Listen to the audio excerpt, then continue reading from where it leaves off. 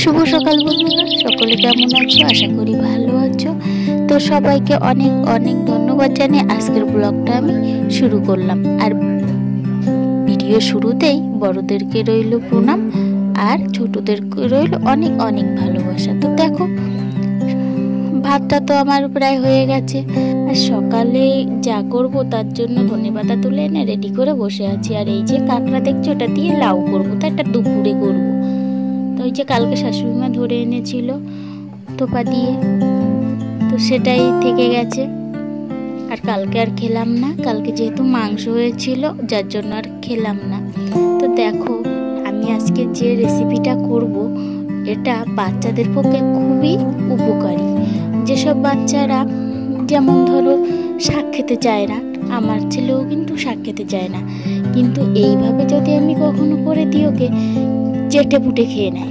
আমি কিন্তু এটা ধনেপাতা দিয়ে করছি, কিন্তু আবার মাঝে মাঝে যে কোনো শাক তুলে একসাথে মিক্সড করে দিই, বিভিন্ন ধরনের শাক তুলে। আর আমি যে বড়াটা করব এটা কিন্তু আতপ চাল দিয়েই করব, আর সামান্য পরিমাণে একটু লবণ দিয়ে দেবো, তাছাড়া আর কিছুই ব্যবহার করব না।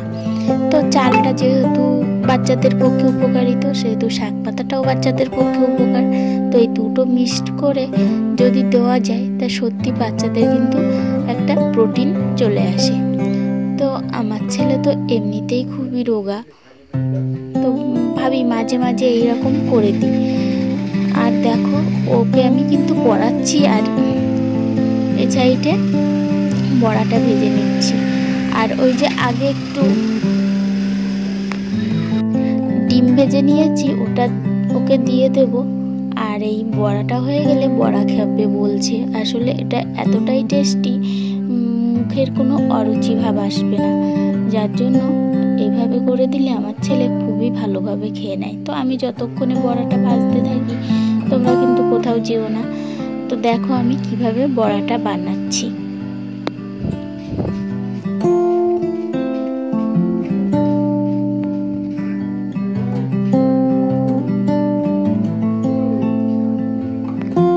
বড়া ভাজতে ভাজতে দেখো আমি ওকে রেডি করিয়ে ওই যে ডিম ভাজা দিয়ে খেতে বসিয়ে দিয়েছি। আর বড়া খাবে বলে বলছে আমি ডিম ভাজা খাবো না, বড়া খাবো। তো আমার যেহেতু ভাজতে একটু লেট হচ্ছে, তাই বলছি ওটা দিয়ে খেতে লাগো, আর আমি বড়াটা ভেজে দিয়ে দিচ্ছি। তো এই যে এখন উল্টে দিলাম, কিছুক্ষণ পরে দেখো এই যে বড়াটা হয়ে এসেছে। এখন ওকে একটা আগে দেবো, ও তো বসেই আছে, শুধু শুধু ডিমটা খেয়ে নিয়েছে, ভাতই খেলো না। আমি যখন একা থাকি ও না তখন এই হাতে তুলে ভাত খায়, যখন ঠাম্মি দাদা বাড়ি থাকে তখন কোনোদিনও হাতে তুলে ভাত খায় না।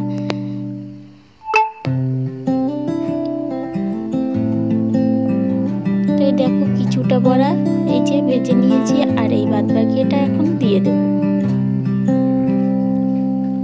তো এই যে দেখো বড়া ভাজা কমপ্লিট হয়ে গেছে, কি সুন্দর সবুজ সবুজ হয়েছে। এখানে কিন্তু আমি হলুদ ব্যবহার করিনি, শুধু একটু লবণ ব্যবহার করেছি। আর আমার শ্বশুর মশাই বলছে একটু লঙ্কা ভেজে দাও, যার জন্য দুটো লঙ্কা নিয়ে ভেজে দিয়ে দিচ্ছি। তো দেখো ওদিকে সকালের খাওয়া দাওয়া তো কমপ্লিট, ছেলেকেও স্কুলে পাঠিয়েছি, আরও অনেক কাজ করলাম। আর এই যে সব ঘরে গিয়ে ব্ল্যাঙ্কেটটা বাইরে রোদ্দুরে দেবো। দেখো ব্ল্যাঙ্কেটটা না নিচে পড়ে যাচ্ছে, আমি কিন্তু খেয়াল করিনি, এই ক্যামেরায় এসে তখনই খেয়াল করছে। তো শাড়িগুলো শুকিয়ে গিয়েছে, ওগুলো সকালে দিয়েছিলাম, যেহেতু হালকা হালকা একটু ভিজা ভিজা ছিল, তো সকালে 9টার ভিতরেই শুকিয়ে গিয়েছে। আর এখন তো বাজে 9টা।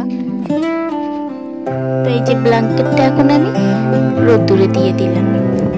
আর এমনিতেও এখন তো গরম পড়ে গেছে, তো ব্ল্যাঙ্কেটগুলো তুলে দিতে হবে। তো জল আসছে না টাইম কলেই, প্রায় 5-6 দিন ধরে খুবই ডিস্টার্ব করছে, যার জন্য পুকুরের জল বালতি ভরে ভরে তুলতে হচ্ছে।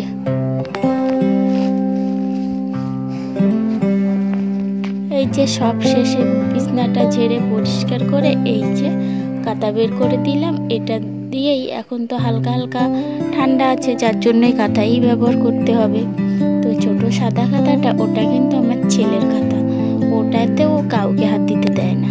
আর এই যে এটা আমরা দুইজন নিয়ে নিই। আসলে এই কাঁথাটা খুবই বড়, দেখতেই পাচ্ছ ব্ল্যাঙ্কেটের মতনই বড়।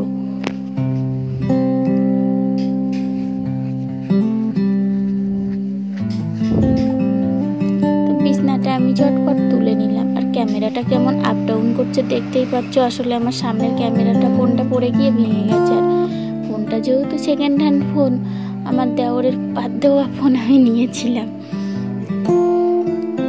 তো দেখো বিছনাটা পরিষ্কার হয়ে গেছে। আর এই যে সব শেষে আমি রান্নাও করে নিয়ে তোমাদেরকে তারপরে আমি দেখাচ্ছি। এই যে লাউ আর কাঁকড়া রান্না করেছি। আর এই সাইডে আছে পেঁয়াজের কালি, বেগুন দিয়ে আলু দিয়ে ভাজা, আর ওই যে বেতো শাক কাঁকড়ার ট্যাং দিয়ে ভাজা করেছি। আর যেহেতু আজকে কোনো মাছের ব্যবস্থা নেই, যার জন্য আমি বলছি আমি একটু মাখা টাকা খাবো, যার জন্যই টমেটো খেতে ইচ্ছা করছিল, তো টমেটো পোড়া দিলাম। আর টমেটো পোড়া খেতে কিন্তু আমার খুবই ভালো লাগে। তোমাদের কেমন লাগে অবশ্যই কিন্তু কমেন্ট করে জানাবে। টমেটো না পুড়িয়ে তেল, লঙ্কা, পেঁয়াজ টেয়াজ দিয়ে মাখালে খুবই সুন্দর লাগে। তো দেখো সব শেষ একটা কচু। এই কচুটা কিন্তু 2 বছরের বেশি হয়ে গেছে। এই কচুটা প্রায় 3 ফুট লম্বা আছে। গোড়ার কচুটা ধরলেই বুঝতে পারবে, মাজার উপরে। দেখো, দেখেই বুঝতে পারছো প্রায় 3 ফুট লম্বা আছে। আর কচুটা না খুবই মোটা। ক্যামেরায় কিন্তু ততটা আমি বোঝাতে পারছি না তোমাদেরকে, কিন্তু খুবই মোটা কচুটা। তো মা বলছে এটাকে 2-3 দিন রোদ্দুরে ফেলে রাখতে, তারপরে খাবি, না হলে গলা চুলকবে। তো 2-3 দিন ওই যে রোদ্দুরে ফেলে রেখে দিল। আর এই সাইডে দেখো বরমশাই কিছুটা কুল কেটে নিয়ে এসেছে। আসলে আমাদের জমির মাথায় কুলগুলো হয়েছে, আর বাড়ির 2টো গাছে তো কুল শেষ হয়ে গেছে। আর ওই জমির মাথায় একটা গাছ আছে, ওই গাছটায় এখনো পর্যন্ত কুল আছে। তো এই যে লাল লাল কুলগুলো দেখছো, এগুলো কিন্তু একটু মিষ্টি মিষ্টি, আর এইগুলো কিন্তু একটু টক মিষ্টি খেতে খুবই ভালো লাগে। আর যেগুলো সবুজ সবুজ সেগুলো একটু কষ্টে কষ্টে ভাব আছে। তো স্নান করে খেয়ে দিয়ে রেডি হয়ে গেলাম। তারপরে দেখো এখন আমি তোমাদের একটু বাগানটা ঘোরাতে নিয়ে আসলাম।